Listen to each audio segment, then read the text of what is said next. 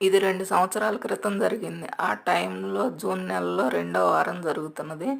ఎందుకంటే పిల్లల పై చదువుల కోసం విదేశాలు వెళ్ళడానికి ప్రతి సంవత్సరం జూన్, జూలై నెలల్లో వీసాలు ఎక్కువగా అప్రూవ్ అవుతుంటాయి. కమల వాళ్ళ అబ్బాయికి వీసా వచ్చింది. అందుకని గుడికెళ్ళారు. గుడిలో పనులన్నీ ముగించుకొని వస్తుండగా పక్కన ఓ చిన్న గుడి కనిపించింది. ముందు చూడలేదు. అందుకని లోపలికెళ్ళారు.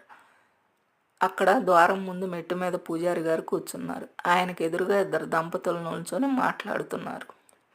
వారి ముందర పూజారి గారికి ఎదురుగా 2 బస్తాలు కూరగాయలు, 1 బస్తా బియ్యం, 1 బస్తా నిండా సరుకులు, పూలు, పండ్లు, కొబ్బరికాయలు, స్వీట్ బాక్సులు బుట్ట నిండా ఉన్నాయి. అవి చూసుకుంటూ పూజారి గారు కమల వాళ్ళని పట్టించుకోలేదు. వాళ్ళు కూడా పూజారి గారి పక్కనే నుంచున్నారు. ఏమనంటే భార్య పూజారి గారితో ఇలా అంటుంది.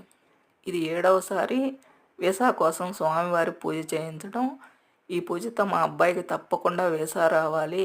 ఇప్పటి వరకు 6 సార్లు వీసా కోసం పూజ చేయించినా మా అబ్బాయికి వీసా రాలేదు. ఇప్పుడు బాగా పూజ చేయండి.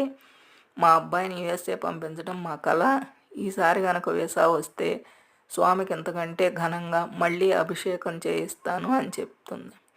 దానికి పూజారి గారు తప్పకుండా చేస్తానమ్మా, వీసా వస్తే నాకు దండిగా కానుకలు ముట్ట చెప్పాలి అని అన్నారు.